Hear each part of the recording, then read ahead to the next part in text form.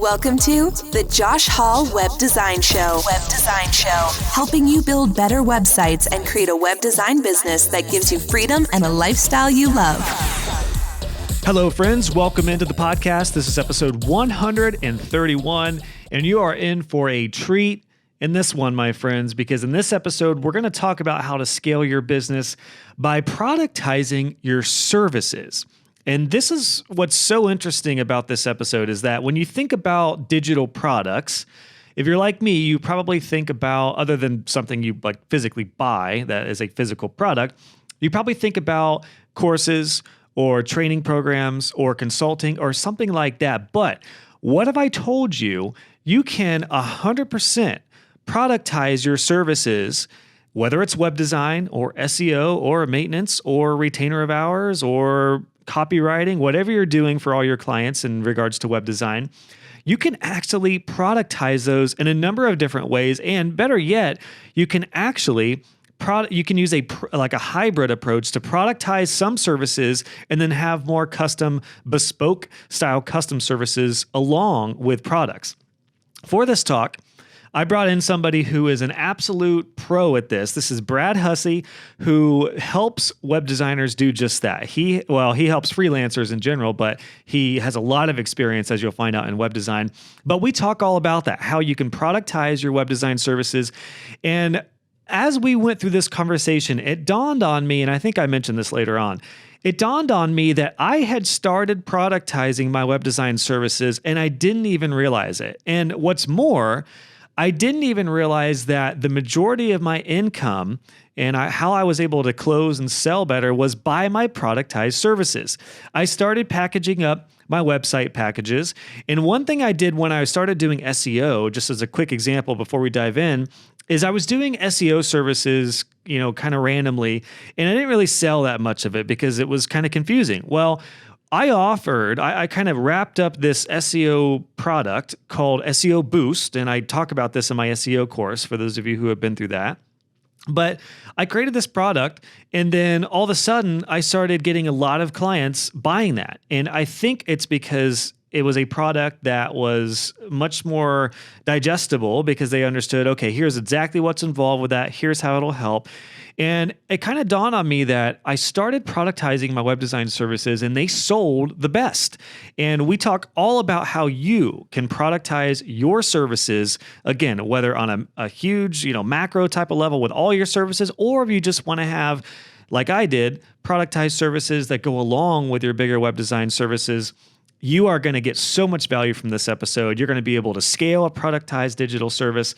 There's so many benefits to it. I'm so excited for you to go through this episode and to hear from Brad on how you can customize and productize your services right now to help you boost your sales and scale your business. So I'm super pumped for you. And I do want to mention, Brad has an incredible resource. We mentioned this later on, but it's worthwhile talking about right now because I've never seen a guest create such a cool landing page for my listeners. But if you want more after this episode about productizing your services, Brad did create a free little course for you. It's at bradhussey.ca/Josh Hall, all one word. It's a really great little graphic that he put together. I was super impressed. So I wanted to make sure I mentioned that for you because it is a great additional resource if you're ready to go to the next level after this. And by the way, I mentioned my SEO course. I tell you about how I productize my services. If you are doing SEO and you're interested in making some sort of digital product out of that in particular, join my SEO course today. There's a link below for this post, for that course on this post at joshhall.co/131. I would love to welcome you into my SEO course, and I will show you how you can productize your own SEO plans, and you can create and offer what I did, which is called SEO Boost for your clients as well. And without further ado, here is Brad. Again, check out the resource mentioned at bradhussey.ca/Josh Hall. For more, if you like this and you're ready for more, but for right now, here are the basics of productizing your web design services. Can't wait to hear how this one helps you out. Enjoy.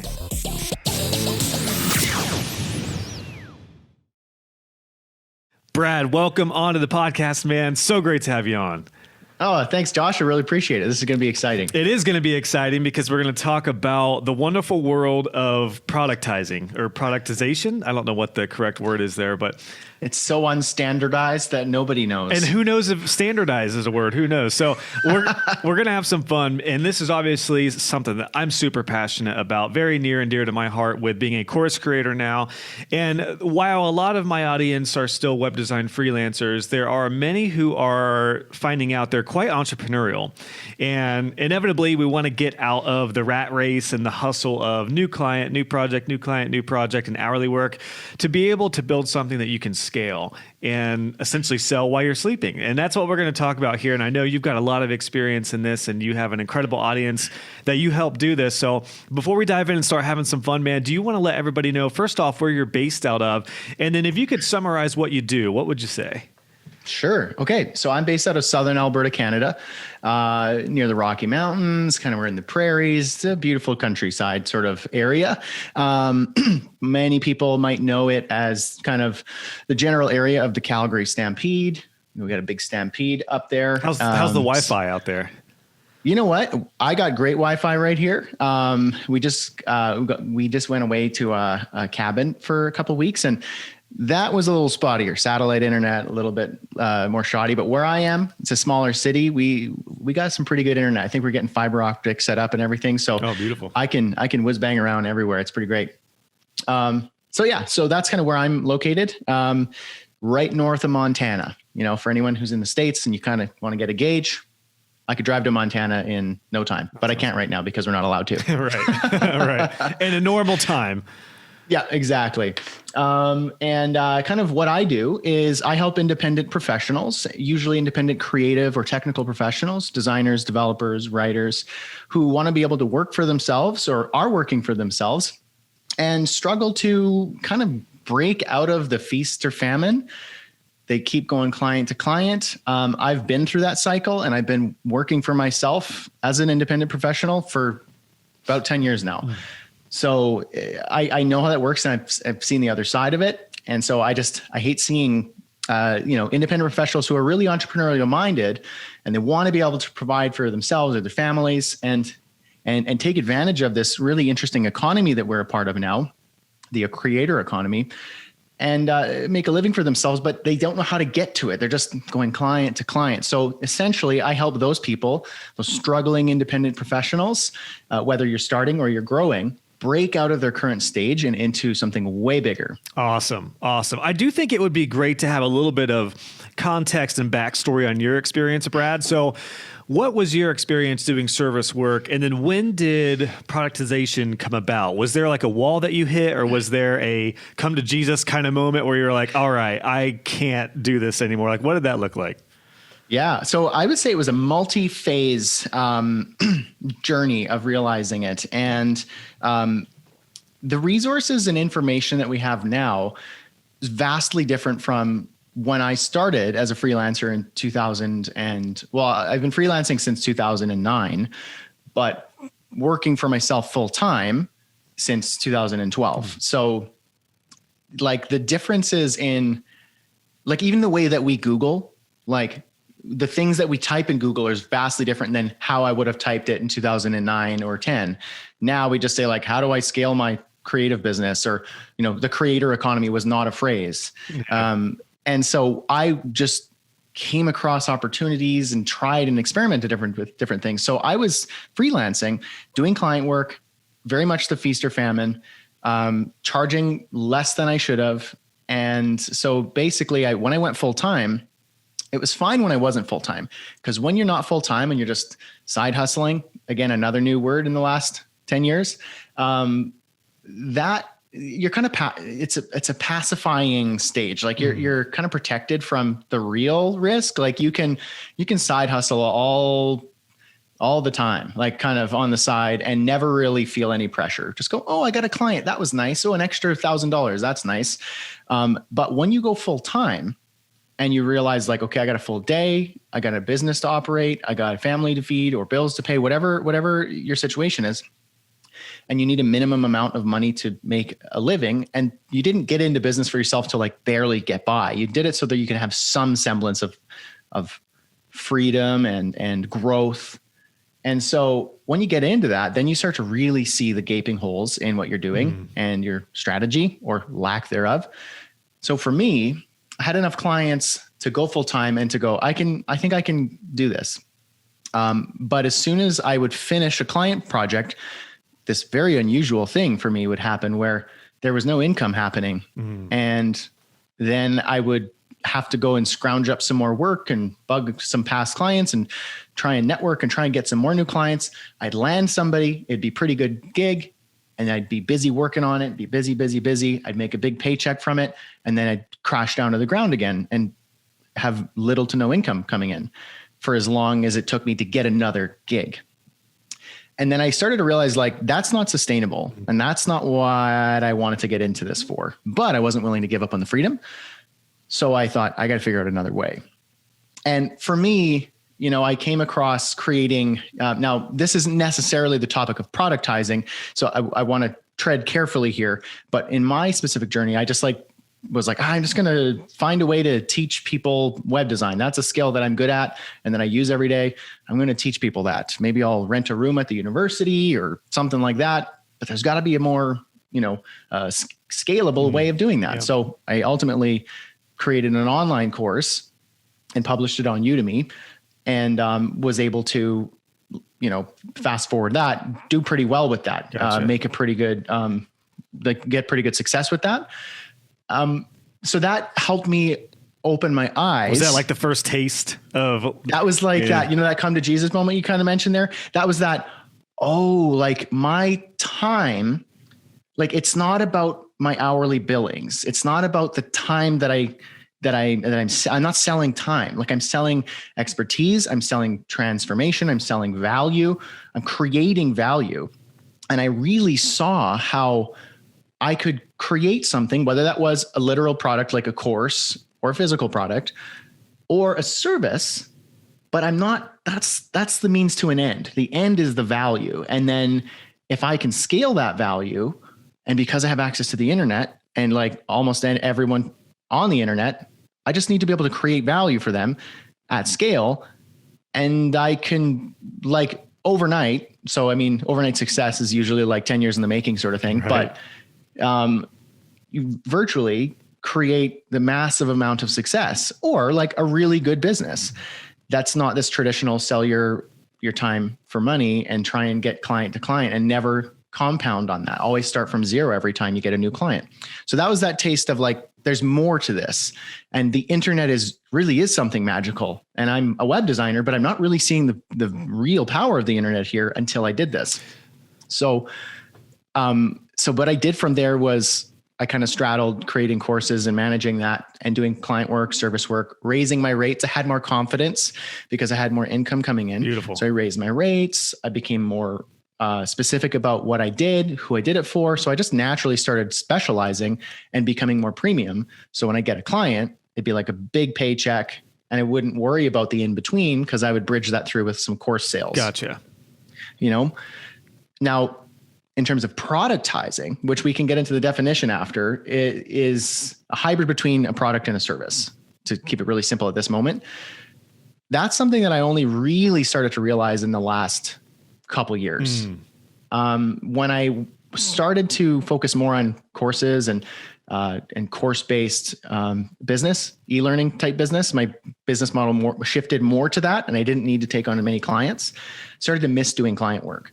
But I didn't miss the way I did it before, where I was just like any client, any price, any project. It was always about, just that. Missed your good clients. Yeah, I missed the good clients. Yeah. And then I started to see a pattern in that was that there were certain types of clients. There were certain outcomes that I enjoyed doing, that I had fun doing, and that I could charge a fixed price for at a fixed timeline with a fixed outcome. And then I was like, wait, maybe I could only do one thing for one person at one price and then get better and better and keep raising that price and just scale the service essentially and have it be really standardized. Then I could do client work my way in like a really concise amount of time and make probably way more money doing client work like just in that way than I ever did when I really was full time with it. So that's where productizing kind of opened my eyes.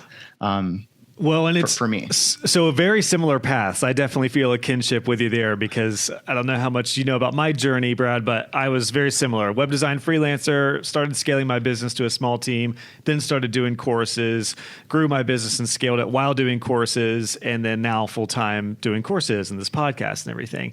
And I agree. You definitely get to that point where it's like the light bulb turns on and you realize there's so many more options than you ever thought possible. And I do think it's really worthwhile diving into the point that productizing isn't just for course creators or authority builders. There are a lot of ways to productize services. And that's why I'm super excited to have your expertise in this talk, particularly for my audience of web design, mainly freelancers, who are probably like, okay, if I build websites and do some SEO and some design, that sounds great, but how can I make that a product? And I think what's interesting too over the last probably 5 to 10 years is the idea of a product has changed, particularly when it's a digital product. Like 10 years ago, if you think about an online product, it's something you would buy. It's something on Amazon or shaving gel or whatever, something that you would buy and then it would be shipped to you. But now the idea of a digital product is much more vague. It could be, in my case, courses or a consulting program, or in the case of web designer. And I actually want to throw this question over to you. What are some digital products that you've seen web designers in particular be able to offer that aren't just your trading time for money services? Yeah. Okay. So that's a great question. And they would fall somewhere on it's called the service goods continuum. That's it. That phrase keeps escaping me, but I was able to remember at that time. Service goods continuum. So basically it's on one side, it's service. On the other side, it's pure commodity. So think like a window washer as the service. And on the far end, it would maybe say like a window washing squeegee. That's a commodity you can purchase and anyone can make that. Any, place that makes that can make it for cheaper. That's the point. Services are the far end. It's not commoditized. Problem is freelancers now, our freelance web designers specifically, they commoditize themselves in a bad way where they just essentially the dummy definition of a commodity is something that can be produced by anybody as cheap as possible. And that's kind of the point. You don't want commodities to be like really super expensive when you're trying to purchase them and produce them at scale. So or that could resell be them, like whatever. a template style site where you have it, you just throw some text and images in there and get it up kind of thing. Yeah. Yeah. And like a lot of freelance web designers, they just commoditize themselves. So they're replaceable. That's the real key word here is, can I just look at what you're saying? You give me a quote and I just go to somebody else. Maybe I'll take it to Upwork and someone who's actually faster than you, who is way more hungry than you, can do it for 10 times less. Yeah, I'm going to do that guy. So that's like what freelance web designers do all the time. And so breaking out of that, one of the ways for the sake of this conversation is productizing. There's other ways, raising your rates, specializing, but that'll be a conversation for another time. Productizing is, in my opinion, one of the best ways to get out of that, to break you out of that rut. Yeah.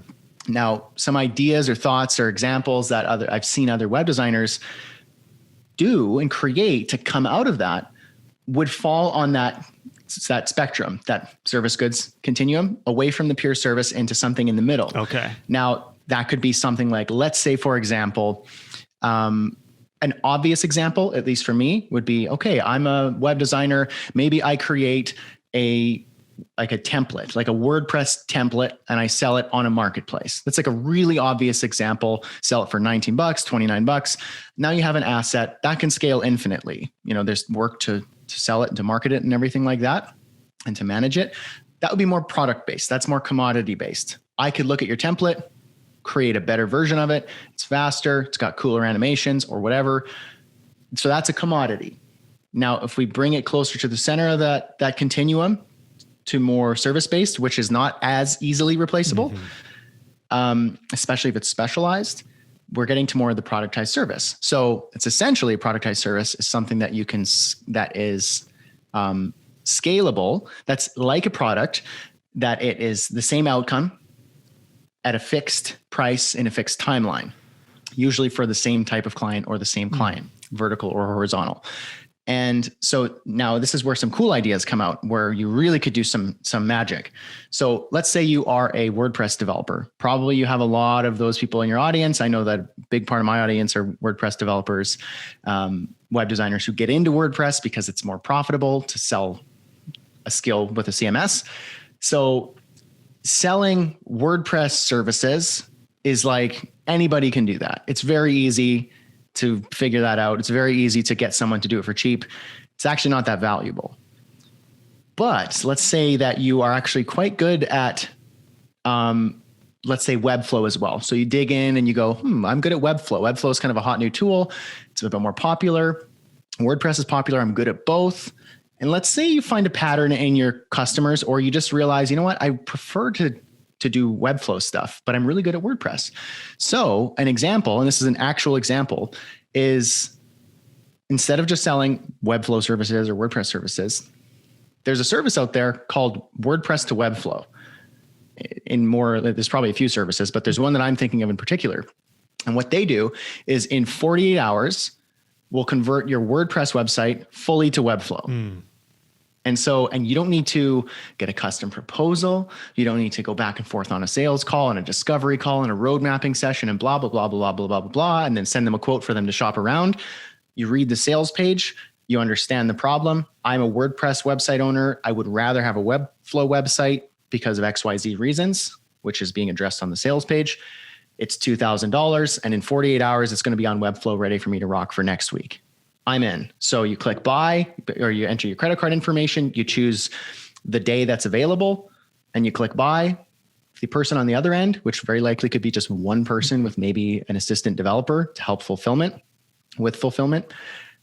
they get a notification. Cool. I got a transition or a conversion, whatever they want to call it, next Wednesday. Cool. Send them the prep work, and we'll get it done by next Wednesday and delivered by the following couple days. Oh, and another one just came in. Okay, now we're backed up. Now we're booked out for the full month or 2 months. That's a productized service.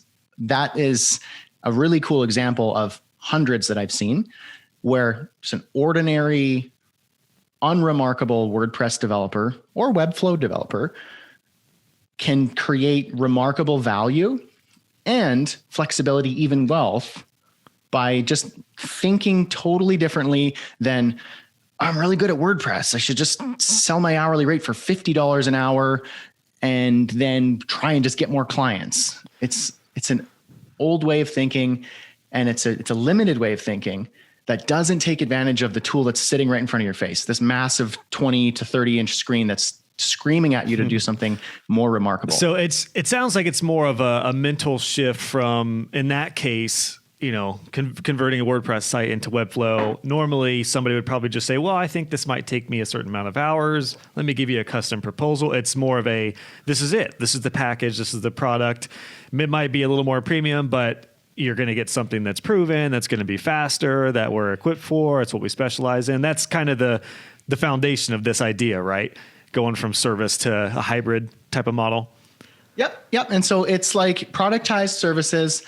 It dances with commoditization because let's say I see this service and I go, I'm good at those things too. I think I can create a better version of that or a different version of that. Maybe I want to change one of those factors. Like they do it for that market. I'm going to do it for agencies because I know they got money. I know they got a budget.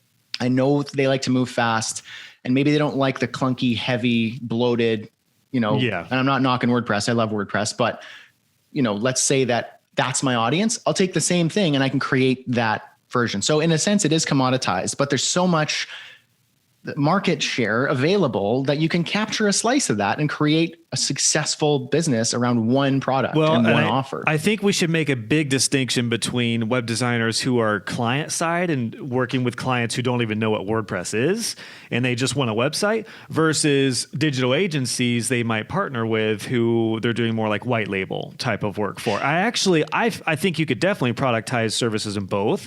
I think it might be even easier for white labels because you could essentially come up with your packages for the type of sites you want to design if you're doing those for agencies. And then they're working with the client to figure out the scope of things. That way it doesn't become a beast growing legs. Whereas the client side, I'm sure, and I've talked a lot about pricing and packages and how to, put your offers together. Although I've also talked a lot about value-based pricing, where you don't want to go too low and then have somebody who's willing to pay you a big $10,000, $15,000 project and then have, $2,000 packages. So I think there's probably more strategies that need to be employed on that end of things. But yeah, I definitely want to make that distinction because for everyone listening, and then just for your reference, Brad, my audience is 100% WordPress. Most everyone are using Divi. And then I've got a lot of folks who use Elementor and some other themes, but it's mainly freelance web designers who are both client facing and now they're doing white label work for agencies. So I think that definitely makes sense for white label. Now, for the client facing side of things, this is where productizing seems a little bit daunting and a little confusing because it's like, how can I package up my web design services for clients when I don't want to limit myself, but I also don't want to do hourly. I don't want to get myself into trouble with some fixed prices. What are some tips on that? Because I know of some different ways you can create packages and stuff. But like I said, I'm also a big fan of that value-based pricing for those bigger clients. So I've got some ideas, but I'd love to hear your tips and on that. I want to hear your ideas too. But I also want to make a distinction too. So I'm also a big proponent or supporter of value pricing and specializing. Those, like value pricing and specializing, those are partnered together and are separate from productized services. Okay. When a productized service, there might be some like exceptions, but you don't really get to value price productized services because they are dancing with commodity. Commodity means prices generally good to go lower. It's more accessible. People can reproduce that same thing. It's just what you're doing is carving out the productized service is, in my opinion, you could be successful with just a productized service. You could probably scale it up to $1 million or more a year. There's people who are examples that I have written down that are doing very successful and they have no desire or need to then go to another step and be highly specialized, high value, high revenue, or high price because they're making six figures a month with one productized service. Yeah. I'm just going to keep it with that. So you can just stay there. But the point of a productized service is to get, I use this term unremarkable freelancer and unremarkable web designer or WordPress developer because I mean it. Because I mean what most WordPress developers are doing is so unremarkable. And it's not meant to hurt feelings, but it's also meant to light a fire under their butt because it's so replaceable.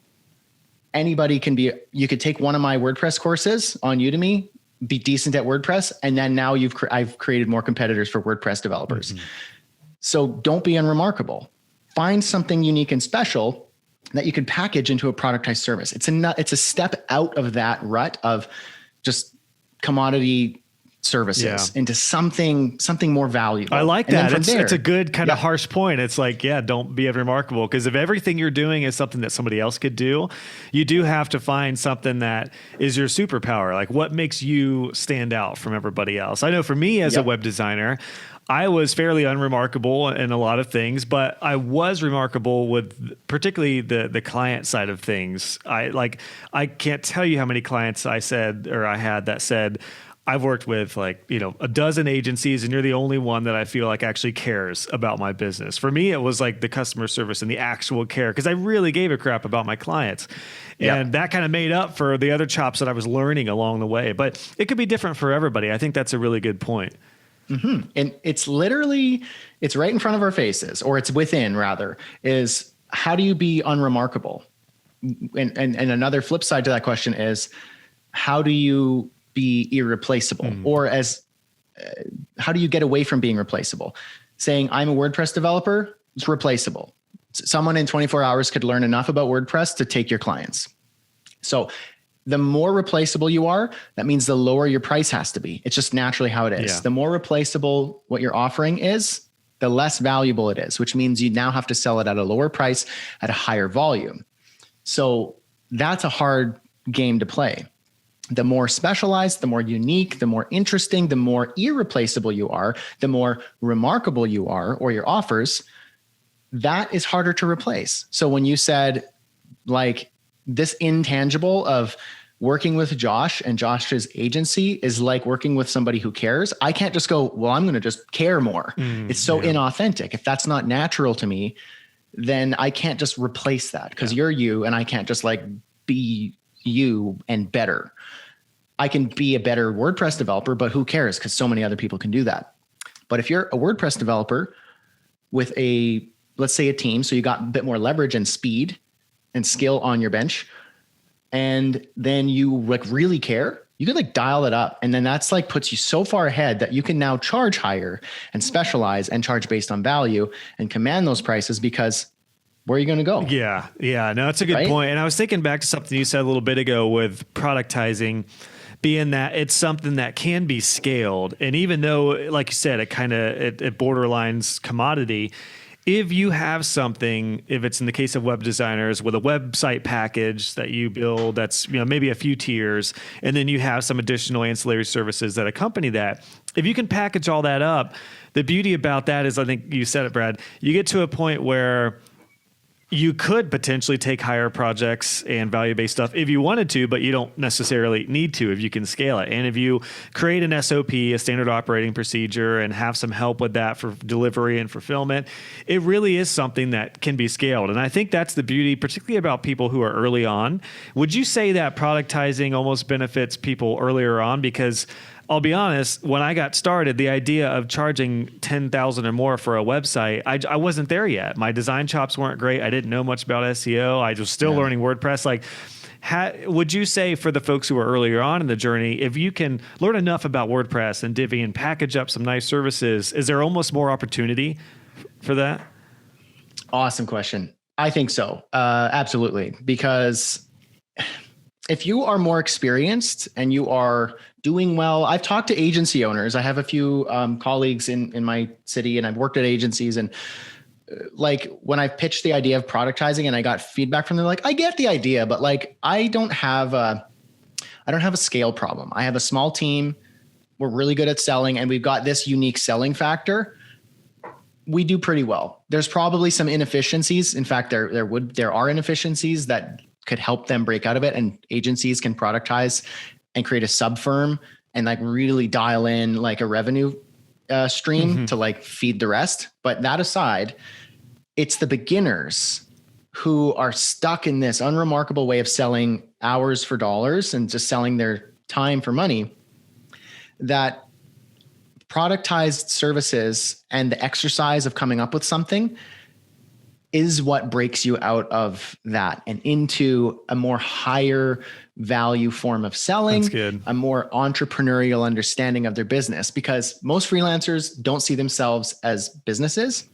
They see themselves, or rather act as, rogue employees. So they're just running around looking for more bosses.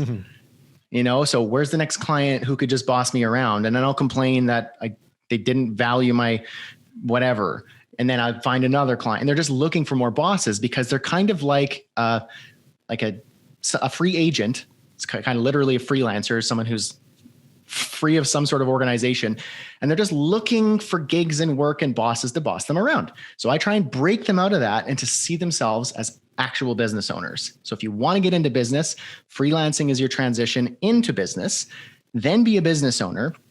And how you can do that is through productizing. It's one of the ways that'll break you out of this old way of thinking, this employee way of thinking, and into how can I create value? How can I standardize and systemize and scale? Right? Well, and I was just thinking, sticking with the folks who are early on in the journey, the problem that I fell into, and I know pretty much everyone does, is you just end up doing whatever the client asks you, and you do stuff that's way out of your expertise or skill set. Or even if you're not a quote unquote expert early on, it's out of anything that's even in the realm of what you should do. So like I was doing everything for every client that came to me, and it was a nightmare early on. Like once I started refining what I did, and I think this is where productizing could come into play. Even if you're just early on and you can barely put together a website, if your product is a simple Divi WordPress website, a lower end with some basic kind of functions, that's your product. So when your client asks you, can you come to my office and take pictures of my staff? nope, I hire that out. And that's what I would do. I would literally do all that kind of stuff. And one thing that's interesting, Brad, is as I'm going through this conversation, I'm thinking back to when I didn't even realize I started productizing, but I did.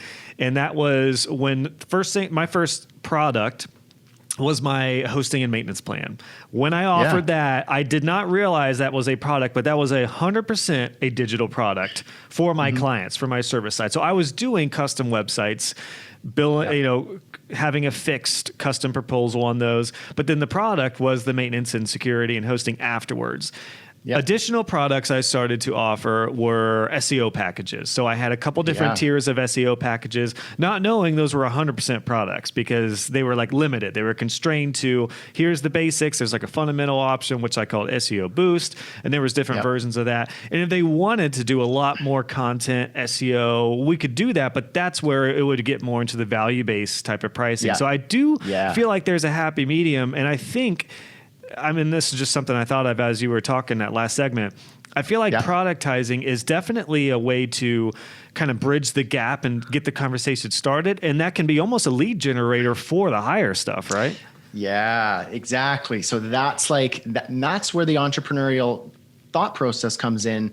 Once you start productizing and you start doing that exercise, then you start to, it changes the way you think. And I've seen this a number of times when I've taught my students specifically how to productize and taken them through exercises and challenged them on their selling time for money and getting into productizing. All of a sudden, it's like you give them the key.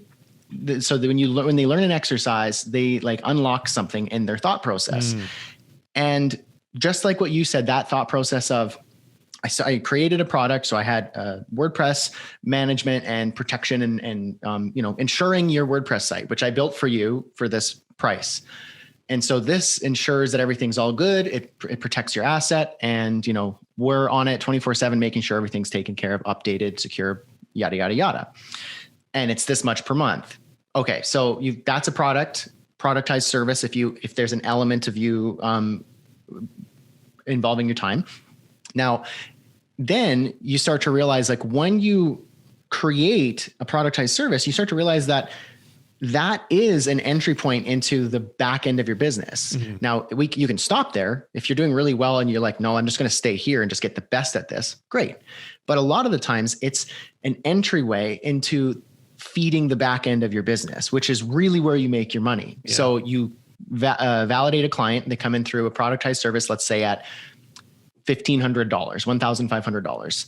It's a low price for a very standardized thing that probably, let's say, you can turn around in one day. And that satisfies a smaller tangible need and provides a tangible outcome for them. They see the value, they see your expertise and your competence. And then they go, you know what? What I really need is this. And you go, okay, well, that is not, I can't do that with a productized service. This productized service is fixing your on-site, SEO or your, whatever, like some small piece. Let's have a value conversation about that. And my company or my agency, my firm, or just yourself, if you're a solo business, can take care of that. And so let's find out the value of the outcome and what we can do. And then we price based on value. So here's the big question with how the heck to productize web design services. Because as you know, and as I well know, and everyone listening knows, every website is different there. Unless you're doing a like clone type of template style website, if you're working with a client, there's going to be different services, different needs, different amount of pages, different functionality, different everything. It's always going to fluctuate. So I will say, I never 100% productize my web design services. However, I will share with you, you asked me earlier what I did to kind of merge both, and I'll share it with you. I've shared it publicly before. I'll say it here. Okay.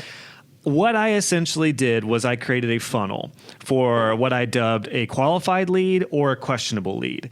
if a qualified lead came in and I felt like this company has a really good budget, I know they do really well, we're going to go the custom route. I know right away this is going to be a high value client. The other productized services that I offer, like maintenance, SEO and stuff, they're going to 100% go for that. So let's focus on the high level stuff. If it was a questionable lead and I thought they might not have much of a budget, let's see where they're at. I know their project's going to be different, but I at least want to put them in the buckets that I have set up. What I did was I funneled them to what I dubbed my potential client page. And here is where I had 3 tiers of websites. And they were kind of like a mini package. It was like, and I always said starting at. This is the big thing. Pricing is starting at, because I did not want somebody to buy the first package and then they actually need a lot more than that. And then it's going to be a tricky upsell and they're going to be confused. So I always said starting at, here's our base price, which at the tail end of running the agency, the base price was $24.97. This was like your smaller brochure style sites with some basic SEO. The tier up from that was more of a medium style site, 15, 20 pages, maybe a calendar, some basic functions, a blog, stuff like that. And then the top tier was more advanced sites. And that's kind of how I funneled.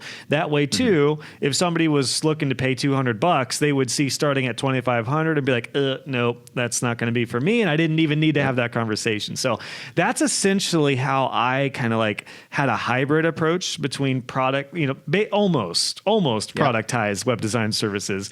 But I wasn't, even at that case, I wasn't using like full templates or anything. I think you could even take the productizing further from there to where it's like, if you need this style site, pick your template, we'll build it out. You could really productize that if you wanted to.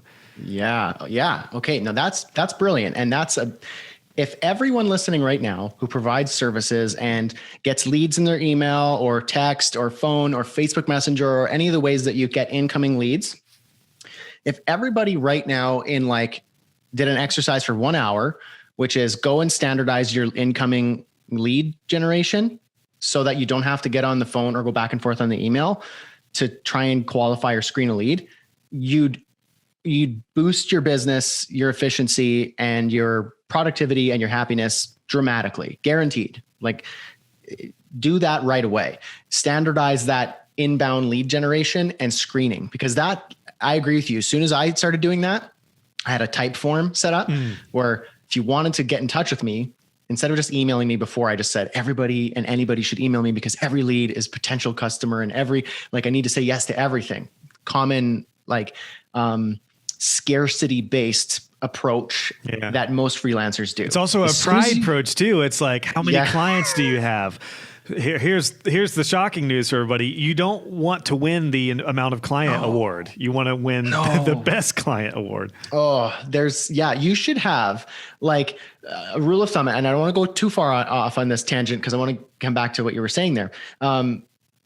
If you could have 10 clients and that's it, 10 active clients a year maximum, then that is what you should aim for. Now, some people would want more. If you productize services, that's a lower price. Okay, you can take on more clients. If you're specializing in higher value, 10 clients, because then let's say your goal is $500,000 a year. And I know that that's an outrageous sounding number to a lot of freelancers. It's not something that's intangible, but let's just use that because it's an exciting number. Everybody here listening was able to generate that in their independent business. You'd be laughing. So let's do that. Divide that by 10. That's $50,000 per client. So then let's say if that was your goal and you only wanted 10 clients a year, that means that your budget for that client to spend in the year, it doesn't have to be upfront, it could be throughout the year, is $50,000. Yeah. So if you want only 10 clients a year, because that will maintain your pedigree and your focus and your real dedication to that client to get them the value that they're looking for. If they're required to spend $50,000 a year with you, then that's a good client. If they're willing to. If a client is only going to spend $1,000 a year with you, in order for you to hit your $500,000 goal, right, then you got to get 500 clients a year. Yeah. You know how hard it is to get 500 clients? Well, and even practically, the 10 client thing, if you got 10 clients that were paying you, $10,000, that's six figures right there. I mean, that's not what you're taking home, but that's technically a 6-figure business. So I totally agree. I definitely didn't mean to derail us too far down that road, but the idea, definitely. I wanted to share my funnel because that's how I discovered, that was the game changer for me, was how I funneled the leads. Yep. Yep, that's right. You funnel them and you standardize that entire process so that when you get on the phone with somebody, you know that they're pre-qualified to purchase X. Mm-hmm. Or if they're not going to purchase X, this high value project, but they still are a valid client, maybe they're valid for your productized service and you don't even need to talk to them. Or maybe it's just like a live chat window where you just like quickly answer a couple questions. You know, Monday to Friday, you just are available to answer a few questions and then they make the purchase for $1,500 without talking to you. How do you feel?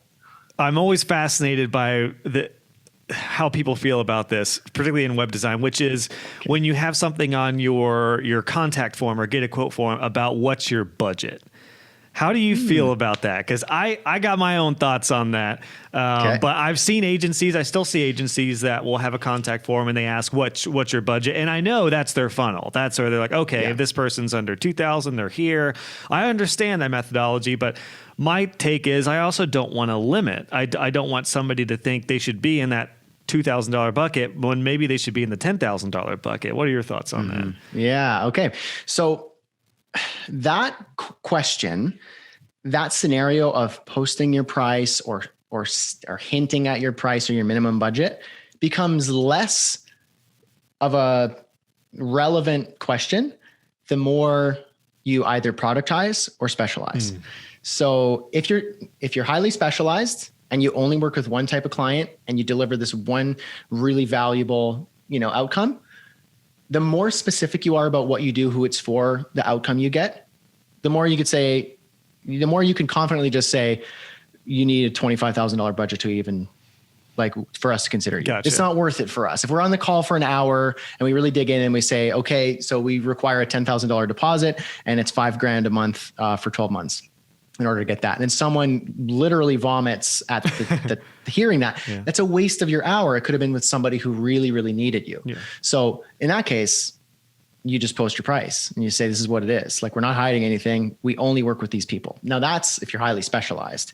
Productization, you post your price. So if you use your price as an example, there's everybody pays the same price for the same outcome because it's the same person every single time. The more you're productized or specialized, which is a separate conversation, the more posting your price or telling you the fee is actually a good thing. Yeah. And almost required. That's what I had with that whole potential client page type funnel that I had, because that was a hidden page. So you wouldn't find that on my menu or anything. And that was what I sent to people. So they would know these are the buckets you're going to fall into. Whereas, the higher end clients, I knew that required much more of a custom approach. And that's where on that call, I would say, well, typically these projects are 5, 10, 15,000. And then, if somebody throws up, sorry, I don't think we're the great fit. But if somebody's like, oh, okay, all right. And then I was like, oh, okay, we got one. This is awesome. Yes. This is somebody. Yeah. So now the more general you are, the more that you're trying to figure out who they are. You're temperature testing, you're trying to screen, you're trying to figure out. So the more, and that would be a indicator. The more you are wondering if you should show your price or if you should have a minimum budget is, in my opinion, the more of an indicator of how generalized you are versus specialized. That would be my thought on that. I've done that before in my type forms where you say choose your budget range to spend with us over the year. What's your budget? I've also positioned it as how much do you invest in marketing services per year in your organization? Oh, okay. $2,000 a year, $10,000 a year. And so that's kind of my way of less being how much can I, that's what the client How much thinks. are you willing to pay me? just put it out there. Just throw it out there. Put it on the form. Say so I could charge you that number. But what I really want to know is how serious are you in investing in your business per year? Now that might not be the price that we charge, but it's more so if someone's like, I DIY everything. I don't spend anything on marketing. Then you're like, oh, okay, well, maybe you should subscribe to my blog and kind of learn some basics. Yeah. And then eventually when you're at a different level, sure. So I've done that before. And so I guess my opinion to be, the more generalized you are, you kind of have to do that, in my opinion, to try and get a gauge, because you might have a big client, you might have a small client, but you don't know. Whereas if you are specific and you say, my service, let's use an example of a productized service is, let's say you are a restaurant looking for like a WordPress restaurant site, and you only work with restaurants, or at least your productized service offering is restaurant sites, restaurant WordPress sites. So it's the restaurateur, it's the restaurant owner who probably a little bit smaller needs a WordPress website. They can update their menu. People can reserve on OpenTable. Nowadays with curbside delivery and all this new tech that's kind of emerged and needs based on no contact delivery and everything like that, okay, now the site needs to be able to do online ordering, delivery, talking to Skip the Dishes, white label, or Uber Eats, or whatever the, tool is you're using. So you can bake that in and say, we build WordPress websites for restaurant owners and our package is $2,500. Right. Then you can just be specific, because it's not going to be a chiropractor who goes, you know what, I saw that you do WordPress websites. I know you mentioned restaurant owners, but I kind of need a WordPress website. What's your fee? You go like, you're not our customer. Go talk to a WordPress developer or something else. So from a web designer perspective, we've talked about some potential services we could productize, being custom website design, which I think you could start potentially like at starting points, but then inevitably you're probably going to get a little more custom from there, and ideally higher end if you specialize. We talked definitely about the templatized approach for website type of products, which are great to go, particularly starting out. Talked about some SEO type services you could productize, maintenance and hosting. I'd love to hear your thoughts on consulting and strategy for web designers. I've got more and more students who are offering more strategy, because what I realized very late in my web design career is that a part of designing a website for somebody is getting to understand their business, getting to know their customer, and you don't even realize it, but you are a consultant for them. You are a strategy partner for them. Mm-hmm. And this is something you should be billing for, or if you're going to do that, have it as a line item or a product. What are your thoughts on that? Like, do you think that's worthwhile for most all web designers these days? And could that be something that really separates them from, I'm just your WordPress developer? If you're actually like a partner with them in their business and they could, buy that product for a few months or something like that. Yeah. Awesome question. And that, if we kind of go back to the beginning of the conversation, what separates you from everybody else? What makes you less unremarkable? What makes you less replaceable? And if you tell me that you're a WordPress developer, I could literally Google WordPress developer and I'd have, I don't know how many hundreds of thousands of listings show up on Upwork, Fiverr, Guru, whatever marketplaces are available. There's probably WordPress developer marketplaces standalone. Mm-hmm.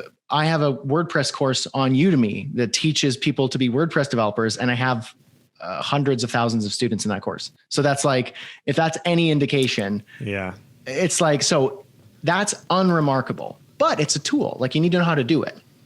But what can make you more remarkable? So to come back to the consulting, if you can bake that into into your thought process, because what is a consultant? It's someone who has who will consult with the client, who will look at the bigger picture to guide them to a more valuable outcome. So if you're just hiring me to build your WordPress website, you could stop the conversation. Let's say that you go through that funnel, you go through that vetting, pre-screening process, you get someone on the call, and it seems like there could be a decent client, minimum budget of about $5,000. So you're like, ooh, this is good.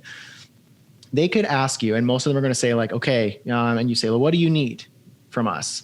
Well, we need to do a WordPress website. We need to manage the site ourselves.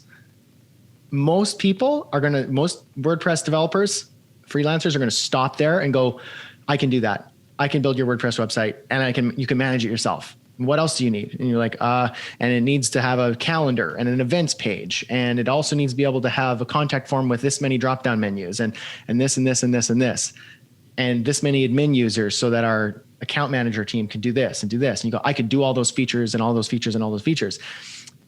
And then they say, well, what's the price? And you're like, well, it's going to be, I'll get back to you with a quote. You spend a lot of time, produce a quote. Let's say it's like $2,740. And then they shop around a bit. Maybe they choose you. Great. And then you go and overwork yourself, a lot of out of scope stuff. And you realize what a waste of time that was just for $2,400. So that's what most people do. I did it a lot. Yeah. I see it a lot. So as a consultant, if you see yourself as that first, who just so happens to be in the WordPress world, and that's like kind of where your tool belt is. So you're not your tool belt. Don't be your tool belt, because you could buy a tool belt anywhere else for cheaper. Yeah.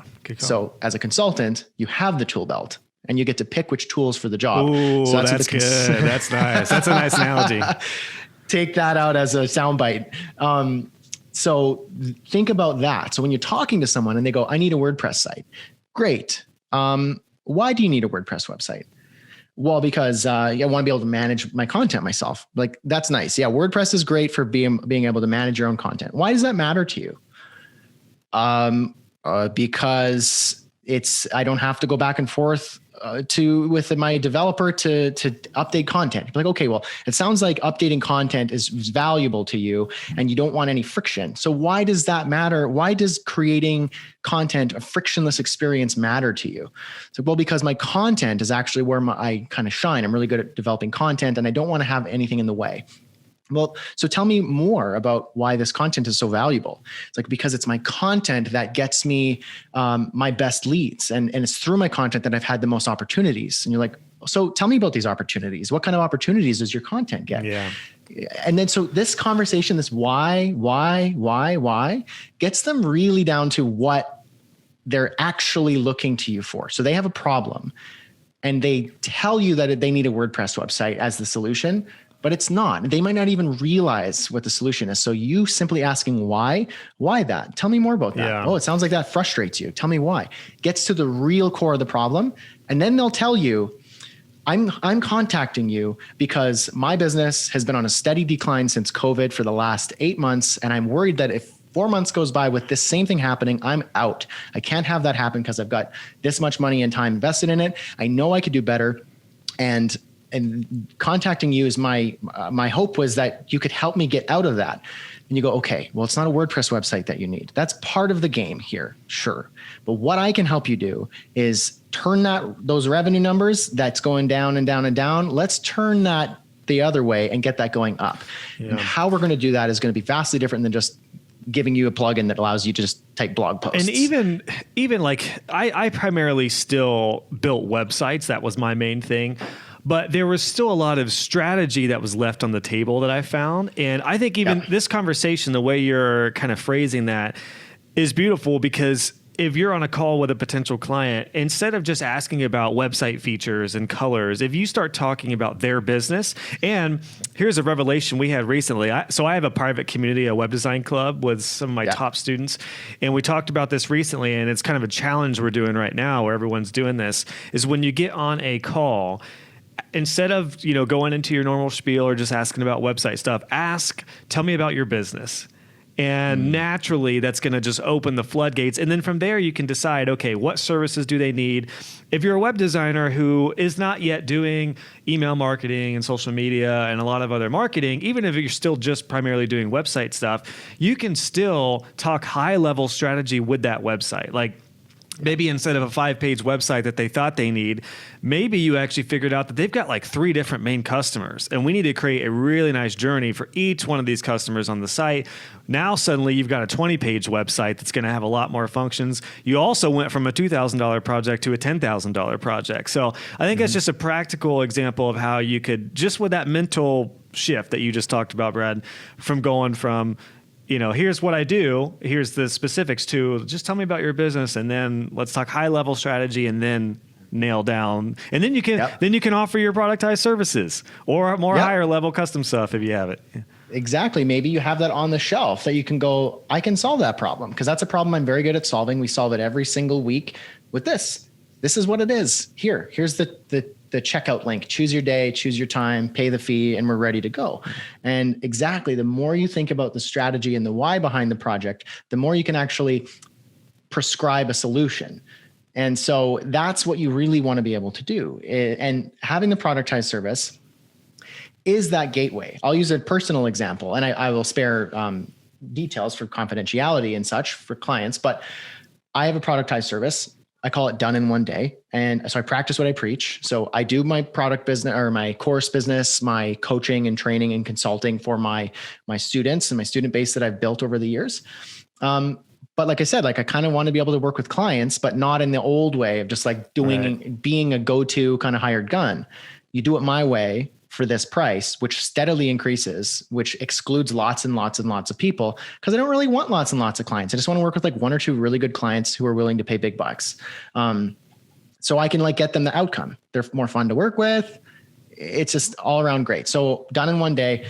I started out generalized, just saying like, book my day. It's a pretty common thing. I wanted to experiment with this new model I just had somebody on, Sarah Massey, who are you familiar with her with Day Rate Mastery? Yeah. So she was just on recently. Yeah. And we had a whole talk about day rates, which was fascinating. Yeah. So day rates, not new. It's just one of many pricing models for freelancers.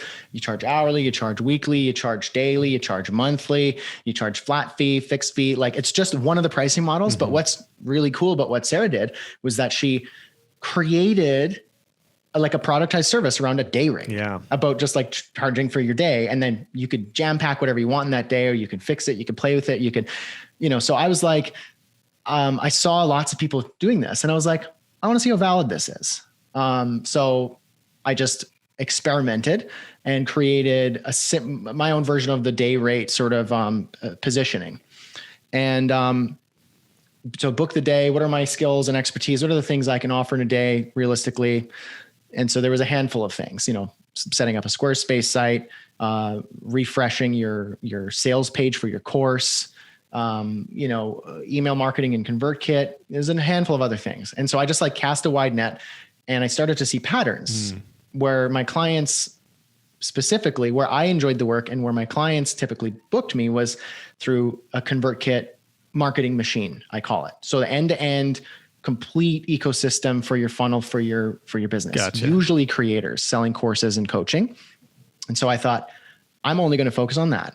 I don't want to just get a Squarespace project and then this, and then an on-page SEO, and then this and this. And I don't want to do any of that stuff. It's not exciting for me. I'm just going to repackage this entire done in one day for a done in one day coaching funnel in ConvertKit or course funnel, end to end. Everything's all done, packaged up. Now, granted, it's not just done in one day. The implementation's done in one day. It's very consultative, and I do strategy prior to. I give them lots of homework, and then there's a call before and after, and there's very strategy based. So it's not like you book my day and do whatever you want. It's very specific, consultative, strategy based, and I charge way more than typically these day rate people who charge day rates. They usually charge $800 to $1,500. I just charge $2,500, and I'm going to raise that even more.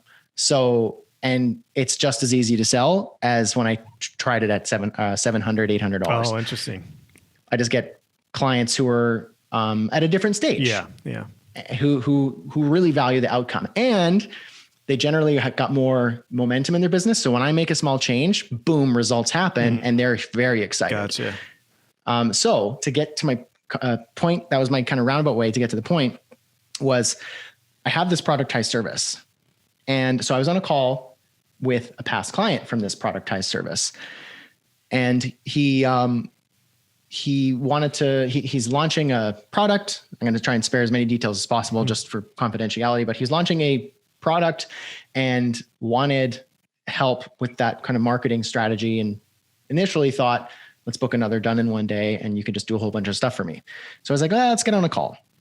Got on the call and really asked these questions. Like I said, why do you want that? Why does that matter? Why do you think that matters? Why do you want a WordPress site for that? Why do you want this? Why do you want this? And got to the point where I found out truly what they really wanted. And it wasn't just book the day and then build this little funnel and set up this landing page on WordPress. It was, I want to be able to make X amount per month in this arm of my business so that I could fund the bigger consultative part of my business. Gotcha. It was like, and so I really found out what they really, really wanted. So I said, okay, there's two stages to this. Stage one is me doing this first part. There's these things that you need done, setting up the funnel and the machine and all the tech, consolidating it, saving you some cash here. We can do this. But the bigger part of this is getting you to X amount per month in sales on that product. I can help you do that. Gotcha. I'll show you, but first we're going to start here. And so instead of just saying book my day for 2,500, I charged, I quoted for double that. Still, it's going to be a 1-day turnaround because it was just more value based. Mm-hmm. So it's not the productized service. It's not the ConvertKit funnel thing. It's something else, but it's very concise, quick turnaround. And this is where it got really fun for me. So a lot of freelancers will just say yes to everything. You'll be the yes guy or the yes gal. Mm-hmm. I need this and I need this. And then all of a sudden you start to be kind of like the task rabbit and you just do whatever they say, right? Because you don't want to lose the job. I got an email back saying like, okay, I'll agree to this price if this and this and this and this and this and this, all these things that they wanted to clarify, mainly because they wanted to trust that they were making a good choice. Mm-hmm. I clarified some of those points saying, oh yeah, as a part of the service, this will happen, and will happen. But there were a number of things where I said, no, I'm not doing that. No, that's not part of the service. No, that's not happening. You can do this yourself. You can hire somebody for really cheap on Upwork to do that. And no, we're not doing that. Gotcha. It was like a whole bunch of no, not happening. That's not what I do. Like, are you hiring me as a hired gun to just like fiddle around in your code base? Or do you want to get to X amount per month? So then they like immediately were like, yeah, whoa. Yeah, I don't want you to be like, I want you to be that partner to get me to that goal. If I'm burying you with like stuff that is $8 an hour on Upwork, then I'm actually harming my own business. Yeah. Yeah. And then it was like, okay, yeah, cool. I'm in. So I get to do less busy work and more value-based strategic work for a bigger price because I said no a lot. Yeah. And I see that in the value of productizing. I mean, honestly, after this conversation, there's so much value in it. I think clients like it too, because if you put yourself in the shoes of a business owner, if you just say like if they have no idea where their website is going to land price point wise, it can be a little overwhelming, and if they don't know exactly what you do, and then they're stressed about what they should do. They're like, what do I need with a website? What's involved with that? Do I need social media? I don't even know what email marketing is. If there's all these other things, it can be really daunting for clients. Whereas if if you have a consult with them and they see some starting packages or some template options for productizing, and then some other productized services like maintenance and SEO, it generally, it tends to be a lot more welcoming. And I think it kind of leads the client into just feeling more comfortable with moving forward with you. And I found that when I started offering my SEO boost service, because I did custom SEO services, not that many people went for it. But oddly enough, as I think about it now, when I offered my little SEO boost for $4.99, which was just to do some SEO work on the front page and the main services pages, basically, I had a ton of people go for that. Like almost everyone went for SEO boost, and it was a great foundation. It was like another taste of product, a product type service. So I think this, like, that's awesome. And I think that this maybe dovetails into, we should like come up with some examples of productized services and the varying kinds, so that, because we talked a lot about, kind of straddling a little bit at like value-based and specialization. It's all in the same field. It's getting you out of that rut of selling time for money at really low, replaceable, unremarkable ways. Yeah. That's what most freelancers are doing. It's very unremarkable and you're very replaceable. And it's the reason why so many freelancers are so up in arms or grumpy about Fiverr and Upwork, and like, oh, you're selling logo services for $5. You can't get logo service for $5. Yeah, you can. It's right there. And I could do it. And it's actually pretty good, but it's a different client. It serves a different market. It serves a different need. It's creating value and solutions for that market who needs commodity-based outcomes or services. They just need something quick and easy, dirty, cheap, low budget, or pre-revenue startup. We don't want a fancy strategy for 50 grand. We just want $100 logo we could slap on our Instagram page, and we can just start experimenting with this idea. So get yourself out of that. And so we've been talking about this a lot and breaking you into more productizing and value-based thinking. So I think we should kind of jam on some examples so that people can see, okay, well, how can I fit my business or my personality, my, clients into one of these models and one of these ideas so that people could start walking away with ideas. So go ahead. Oh, no, I was just going to say, yeah. I mean, I kind of thought of the majority that I was thinking about as far as, the website stuff, SEO, maintenance, consulting, strategy. Yeah. But and these are and these are all, they fall under a handful of categories. So there are models for productized services. So generally, I think there's about 5, and there could be more as people get creative and thinking, but generally you have one-off projects. So that's like you get a client, you do it and it's done. So that would be like that done in one day service that I mentioned that I do, or the day rates. It's generally one-off. It's like, I'll do this thing for you for this price in this timeline and it's done. Like there's no back end to it. In order to get another client, you got to either repeat that client or get another one. So that's a one-off project. It could be something like a sales page refresh. Let's say you're a web designer and you're particularly good. You have an audience or an interest or skill in a field. So one of my clients in my Productized class is a UX designer, but she's also an event planner and really interested in Airbnb. And so I was like, what if we combine those things? And so she created a service that she never would have thought of otherwise, or I wouldn't have, but we jammed on this. And what she created was an Airbnb kind of conversion. So if you're an Airbnb host, she'll totally refactor your Airbnb listing, set up a Squarespace site for it as well for additional info, but refactor the listing, get you boosted on the listings, get you more booked. Seriously, specifically, the outcome was you're an Airbnb host. Let's get you fully booked. And here's how we do that. So she created with her event planning experience.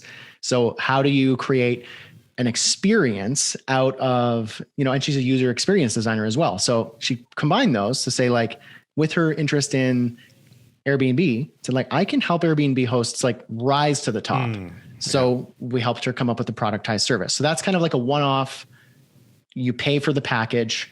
She goes in, does her work, and she's out. And then you got your outcome. Right. So that's a one-off project. WordPress to Webflow is a one-off project.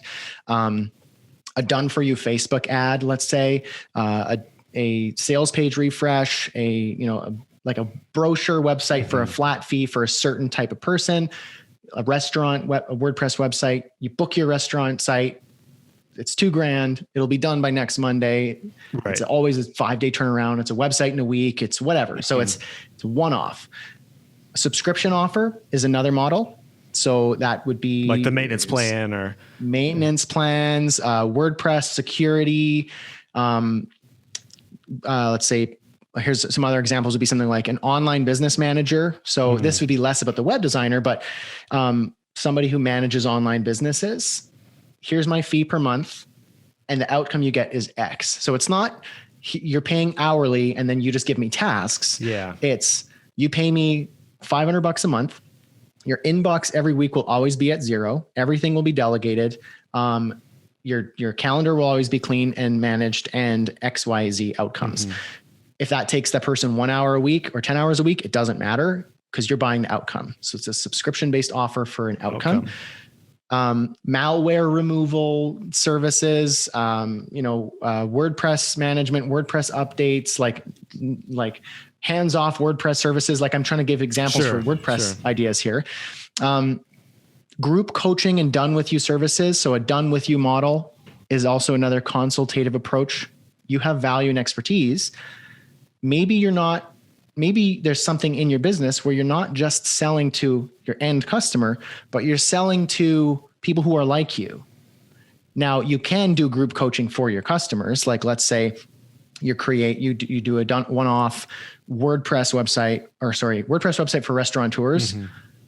And you have a back end kind of group coaching where every week you teach them how to manage that site, how to come up with interesting offers, how to repackage their menu items, how to, strategies so if you're an expert in the restaurant business, specifically with marketing and in your field, and the product you offered was a WordPress website, you can then offer your insights and value in that weekly group coaching. Gotcha. And you can sell that as a back-end offer to your current clients, or it could be a front-end offer. Yeah, I like that. They can learn from each other too, which is really cool, particularly if it's in the same niche. Yeah. Yep. And then they learn from each other. You become the expert. You're the authority. And then that becomes a referral source. That's cool. Hey, you should check out Josh's site here. He has a group coaching program for restaurant owners. And every week it's like we do a call on Zoom, and I learn insights and strategies that I never would have otherwise realized. Mm-hmm. Check it out. Someone gets in there, they pay your $100 a month, $1,000 a month, $20 a month, whatever your price range is for this. And then they go, I actually want to hire this person. Like, they're really good. I'm going to book a call with them. They're in your ecosystem. They trust you. They know you're the expert. So then from there, it's a lot easier to sell them something else that can help them. That's great. I'm taking notes on these, by the way. This is a great way to put a cap on this conversation with these different examples. Yeah, I kind of thought, we need to give some examples here, because we could talk about productizing and specializing all day long, but I want to make sure people know, like, what does that look like, especially for me as a WordPress developer, designer, things like this. Other group, like your copywriter, you could do group copywriting classes, group copywriting coaching. Maybe you teach other people like you. So it doesn't have to just be your end customer. So my end customer for my, my end customer generally is like business owners who run businesses and need marketing built into their ConvertKit account so they can sell their stuff on autopilot. So I could do a group class on ConvertKit for business owners, for six-figure creators. Yeah. And instead of selling them a $2,500 plus service, maybe they're more technically inclined and they can handle it themselves. Well, how do I capture that market? Well, I go for $500 a month. We have like a weekly insight session where I teach you the latest. We dig into your funnels. We tweak them, so I'm selling to people who wouldn't buy that one service, but would buy something else in that ecosystem. Yeah. So that would be group coaching done with you services, coaching them, consulting them, to a specific outcome. Now, another model would be unlimited services. This one gets people a little bit queasy because, why would I want to give my clients unlimited access to me? Yeah, that's my first sounds like thought. a nightmare. So this one's this one is like treading on thin ice unless you do it right. And I've seen a couple examples of it being done right. So it rarely means unlimited. It's unlimited in some way, and it can never be, you can never reach an unlimited amount. Let's say, for example, I have unlimited data on my internet plan, but I'm not going to use 1 million gigabytes a month because I can. I still only use X amount. I could probably have a cap on it and I never reach it. But the fact that it's unlimited makes me feel like, oh, you know what? I just downloaded this movie in Ultra HD. Yeah, it's fine. But I'll never reach the unlimited anyway. So unlimited would be something like, there's a really interesting example called Design Pickle. There was I can't remember which website it was, but they did a case study on Design Pickle, the owner of Design Pickle, an introverted designer who's says he's uncomfortable with selling. He feels insecure about his work. He's kind of a standard, creative person who's I don't know, I'm maybe not that good, but I don't really want to, I like doing what I'm doing, but I don't really like what I'm doing because I'm always critiquing my work and I wish I was better like this person. So a lot of us can resonate with this person. But he has a service called Design Pickle, and it's an unlimited design service. I think I've seen an ad for that. It's unlimited graphic design for $2.99 a month or something like that. Yeah, it's a flat. It's a subscription fee, and there's a tier-based system. And I think it's generally for pre-revenue startups, startup founders, people who are creating software, creating startups and smaller companies, and don't want to go the high risk Upwork route where you have to find somebody and then try them out and try them out and try them out until they finally land on somebody, but then maybe they drop off the face of the planet because they changed their business or they stopped. Yeah. So but they don't have the cash to hire, say, a high-end designer to take care of their design collateral. So what this person did was created an unlimited monthly fee for unlimited design services. and they'll be turned around within 2 days. Okay. And it's for these pre-revenue startups generally. So this person knows who he's working with, and it's generally logos, icons. So there's some constraints. There's constraints. Yeah. So if like you come in as somebody who's outside of that scope, I might not even want to buy it because his marketing is tailored towards somebody who's like starting up a new software and has shoestring budget, but wants high quality assets. So what you do is the way that the service is constrained is that you submit a task. So let's say I'm his target audience. I'm paying $200 a month and I get access to the Trello board and I go, I'm launching a course or I'm launching a product or a promo for my software, and I need a logo. I need like an asset. I need a Facebook ad, and I need a couple icons that are like kind of quirky and silly. So I have 5 tasks. Those tasks, when you put them on, it's a 2-day turnaround time per task based on when you kind of put it. So you can't just give them 100 tasks and say, get all these done in 2 days. It's this task is going to be 2 days. This task will be 2 days after that, 2 days after that. So it sets expectations in terms of turnaround time. Gotcha. But it's still fast, and you know someone's going to take care of it, and it'll be ready soon enough. And then unlimited revisions, which is another thing. You're like, that's what? Terrifying. That scares the hell out of me. And that's where I read this interview with him. It's basically because it's the same type of business owner, because he always can expect the same type of client, the same type of assets. It's very repetitive, and he's okay with that because he probably knows what to expect as far as what kind of revisions, And generally the person doesn't want unlimited revisions. They just need like 2 or 3, like, you know what? I don't like that. Can you make this more rounded? Sure. Done. It'll be 2 days from that update. Gotcha. So it's always like, okay, now it's 2 days from that. You want another revision? Okay. 2 more days from that. And because it's so standardized, he just needs to follow the process. Gotcha.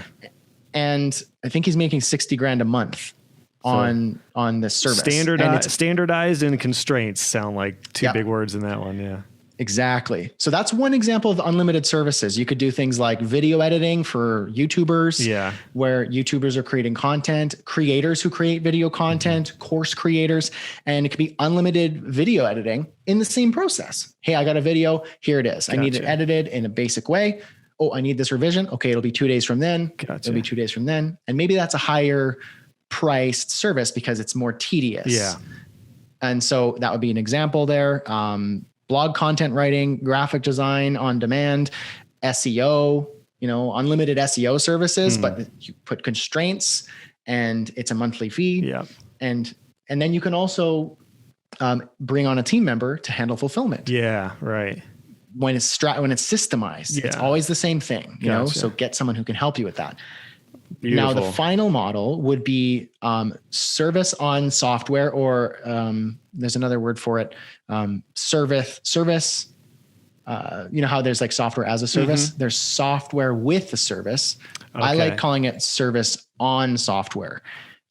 Because software with a service implies that you're providing a software and then a service with it. What you're really providing is a service on top of somebody else's software. Okay. Could be your own, but it's generally somebody else's. So you can piggyback off of the success of a software.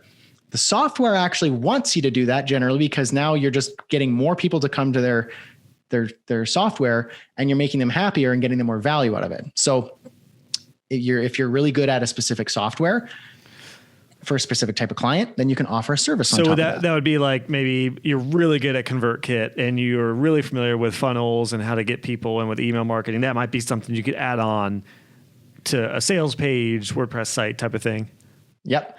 So that's precisely my one productized service that I have on the side, which is, I call it done in one day, but it might as well be called something ConvertKit based. Yeah. But what it is it's a complete end-to-end sales system baked into your ConvertKit account with documentation, training on how it works so that you can sell more of your courses and your coaching on autopilot while you sleep. Gotcha. So it's on top of ConvertKit. I'm a ConvertKit power user. I routinely break it by experimenting with different things. And that's not where my clients in that in that offer, which are creators, they're generally pretty busy. Mm-hmm. They're doing lots of stuff themselves. I say, just give me the keys to your ConvertKit account and like 1 day of time minus like the strategy and stuff. And I'll hand you back something that churns out sales on autopilot. Gotcha. Does that sound good? And they go, yes. Okay, here's my fee.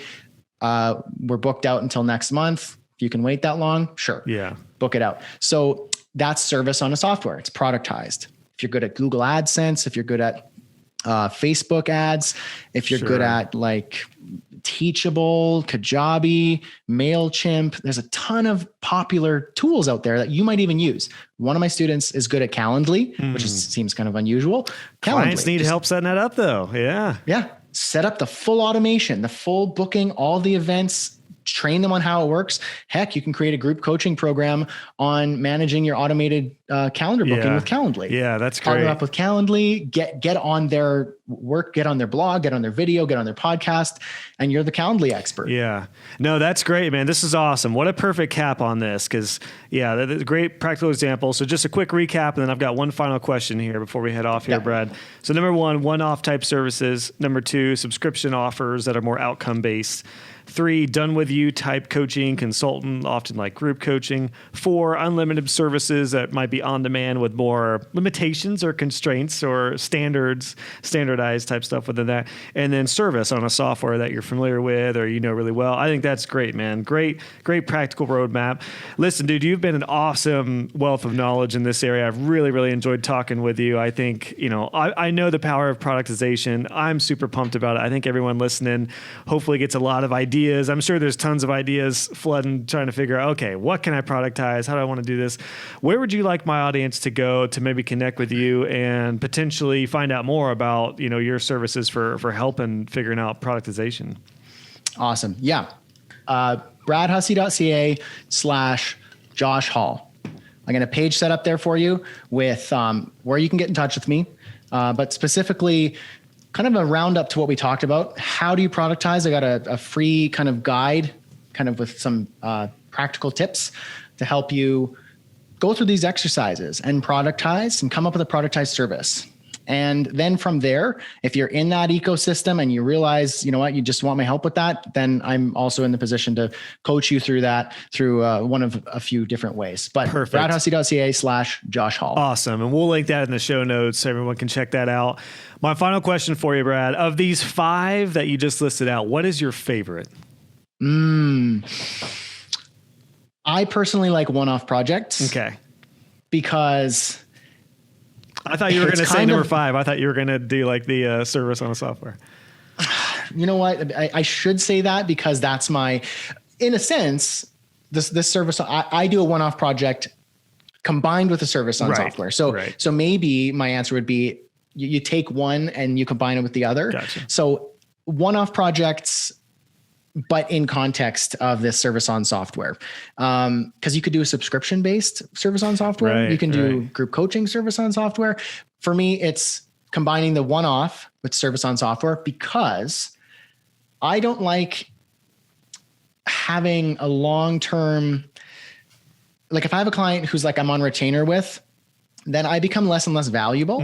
I kind of just become a go-to person. Okay. You kind of you eventually kind of slide down into more of a commodity in-house person, and they don't really see your value. I like the phrase, this comes from David C. Baker.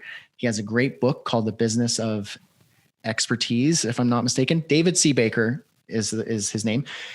He says, I like being more of a liberating force rather than an occupying force.